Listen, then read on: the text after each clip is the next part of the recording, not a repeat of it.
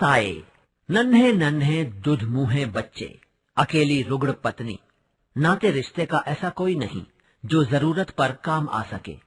पति सुदूर अफ्रीका में, अस्पताल में बीमार, महीनों तक कोई पत्र नहीं।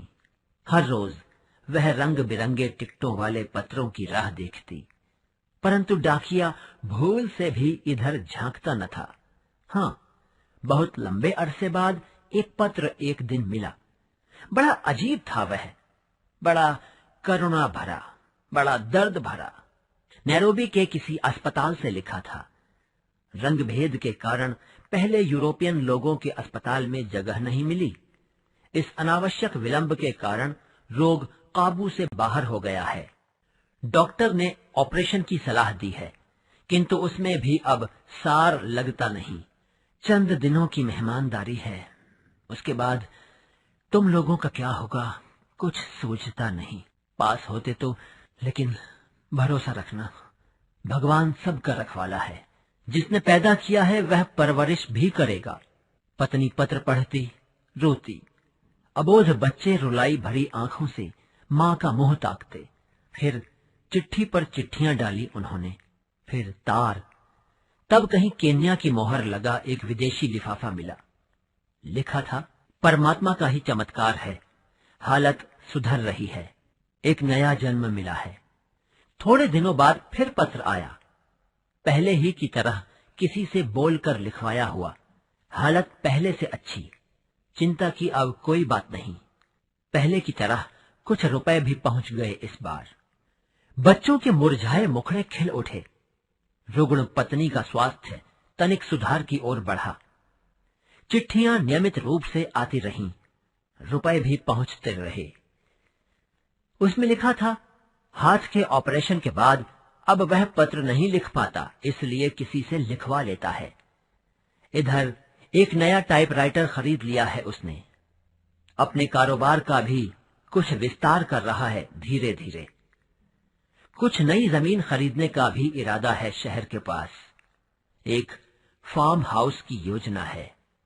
घर के बारे में, पत्नी के बारे में, बच्चों की पढ़ाई के बारे में कितने ही प्रश्न थे। बड़ी उत्साहजनक बातें थीं, विस्तार से। इतना अच्छा पत्र पहले कभी भी न आया था। सबको स्वाभाविक रूप से प्रसन्नता हुई। डूबती नाव फिर पार लग रही थी धीरे धीरे। लगभग 3 बरस बीत गए।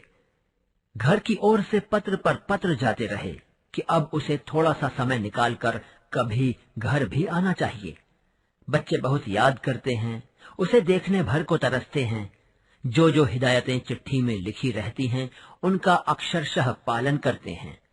मां को किसी किस्म का कष्ट नहीं देते, कहना मानते हैं। पढ़ने में बहुत मेहनत करते हैं। अज्जू कहता है कि बड़ा होकर वह भी पापा की तरह अफ्रीका जाएगा, इंजीनियर बनेगा, पापा के साथ खूब काम करेगा। अब वह पूरे 12 साल का हो गया है। 6ठी कक्षा में अव्वल आया है। मास्टर जी कहते हैं कि उसे वजीफा मिलेगा। तनु अब 18 पार कर रही है। उसका भी ब्याह करना है। कहीं कोई अच्छा सा लड़का अपनी जात बिरादरी का मिले तो चल सकता है। चिट्ठी के जवाब में बहुत सी बातें लिखी थीं। लिखा था कि इस समय तो नहीं, हाँ, अगले साल तनु के ब्याह पर अवश्य पहुंचेगा। योग्य वर तो वहां भी मिल सकते हैं, पर विदेश में, अफ्रीका जैसे देश में लड़की को ब्याहने के पक्ष में वह नहीं है। दहेज की चिंता न करना, कहीं वर की खोज करना। वर की तलाश में भटकने की अधिक आवश्यकता न हुई। आसानी से खाता पीता घर मिल गया। शायद इतना अच्छा घराना न मिलता, लेकिन इस भ्रम से कि कन्या का बाप अफ्रीका में सोना बटोर रहा है, सब सहज हो गया। शादी की तिथि निश्चित हो गई। नैरोबी से पत्र आया कि वह समय पर पहुंच रहा है। गहने, कपड़े सब बनाकर वह साथ लाएगा। लेकिन शादी के समय वह चाहकर भी पहुंच नहीं पाया। विवशताओं से भरा लंबा पत्र आया कि इस बीच जो एक नया कारोबार शुरू किया है, उसमें मजदूरों की हड़ताल चल रही है। ऐसे संकट के समय में यह सब छोड़कर वह कैसे आ सकता है। हाँ, गहने, कपड़े और रुपए भिजवा दिए हैं। वर वधू के चित्र उसे अवश्य भेजें, वह प्रतीक्षा करेगा। खैर, ब्याह हो गया धूमधाम के साथ। विवाह के सारे चित्र भी भेज दिए। अज्जू ने इस वर्ष कई इनाम जीते। हाई स्कूल की परीक्षा में जिले में सर्वप्रथम रहा, खेलों में भी पहला। बहुत से सर्टिफिकेट मिले, वजीफा मिला। इनाम में मिली सारी वस्तुओं की फोटो वे पापा को भेजना न भूले।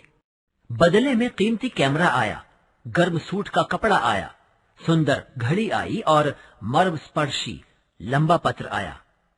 लिखा था कि वह बच्चों की उम्मीद पर ही जी रहा है। पत्नी का स्वास्थ्य अच्छा रहना चाहिए, बच्चे इसी तरह नाम रोशन करते रहें। उनके सहारे वह जिंदगी की डोर कुछ और लंबी खींच लेगा। यह सारा कारोबार उन्हीं के लिए तो है। पर अनेक वादे करने पर भी घर आना संभव न हो पाता। हर बार कुछ न कुछ अड़चने आ जाती और उसका आना स्थगित हो जाता। समय पंख बांधकर उड़ता रहा, अबाध गति से। बच्चों ने लिखा कि यदि उसका घर आ पाना कठिन हो रहा है तो वे ही अफ्रीका आने की सोच रहे हैं। कुछ वर्ष वहीं बिता लेंगे। उत्तर में केवल इतना ही था कि काम बहुत बढ़ गया है। नैरोबी, मोम्बासा के अलावा अन्य स्थानों पर भी उसे नियमित रूप से जाना पड़ता है। यहाँ विश्वास के आदमी मिलते नहीं, इसलिए उसे स्वयं ही करना पड़ता है। यहाँ की आबोहवा, बच्चों की पढ़ाई, अनेक प्रश्न थे। अज्जू जब तक अपनी पढ़ाई पूरी नहीं कर लेता तब तक कुछ नहीं हो सकता। समय निकालकर कभी वह स्वयं घर आने का प्रयास करेगा। बच्चों की बहुत याद आती है, घर की बहुत याद आती है, लेकिन विवशता कि क्या किया जाए। अंत में एक दिन वह भी आ पहुंचा जब अज्जू ने अपनी पढ़ाई पूरी कर ली। कहीं अच्छी नौकरी की तलाश शुरू हुई, पर पिता के अब भी घर आने की संभावना न दिखी तो उसने लिखा, अम्मा बीमार रहती हैं, एक बार, अंतिम बार देखना भर चाहती हैं। प्रत्युत्तर में विस्तृत पत्र मिला, इलाज के लिए रुपए भी, परंतु इस बार अज्जू ने ही जाने का कार्यक्रम बना लिया। अकस्मात पहुंचकर पापा को चौंकाने की पूरी योजना। टिकट खरीद लिया, पासपोर्ट, वीजा भी सब देखते देखते बन गया और एक दिन दिल्ली से वह विमान में रवाना भी हो गया। उसके मन में एक गहरी उत्कंठा थी कि पापा उसे देखकर कितने चकित होंगे। उन्होंने कल्पना भी न की होगी कि एकाएक वह इतनी दूर एक दूसरे देश में इतनी आसानी से आ जाएगा। उनकी निगाहों में तो अभी वह उतना ही छोटा होगा जब वह निक्कर पहनकर आंगन में गुल्ली डंडा खेलता था। नैरोबी के हवाई अड्डे पर उतरकर वह सीधा उस पते पर गया जो पत्र में दिया हुआ था, परंतु वहां ताला लगा हुआ था। हाँ, उसके पिता की पुरानी धुंधली नेम प्लेट अवश्य लगी थी। उसने आसपास पूछताछ की तो पता चला कि एक वृद्ध भारतीय अप्रवासी अवश्य वहां रहते हैं। रात को देर से दफ्तर से घर लौटते हैं, किसी से मिलते जुलते नहीं, निपट अकेले हैं। वह बाहर बरामदे में रखी बेंच पर प्रतीक्षा करता रहा। रात को एक बूढ़ा व्यक्ति ताला खोलने लगा तो देखा एक युवक सामने बैठा ऊँघ रहा था। उसका नाम धाम पूछा तो उसे अपनी बाहों में भर लिया, बड़े उत्साह से स्वागत किया। भोजन के बाद वे उसे अपने कमरे में ले गए। दीवार की ओर उन्होंने इंगित किया, एक नन्हा बच्चा माँ की गोद में लुढ़का किलक रहा है। यह किसका चित्र है? युवक ने गौर से देखा, कुछ झेमते हुए कहा, मेरा। वृद्ध इस बार कुछ और जोर से खिलखिलाए। मेरे बच्चे, तुम इतने बड़े हो गए हो।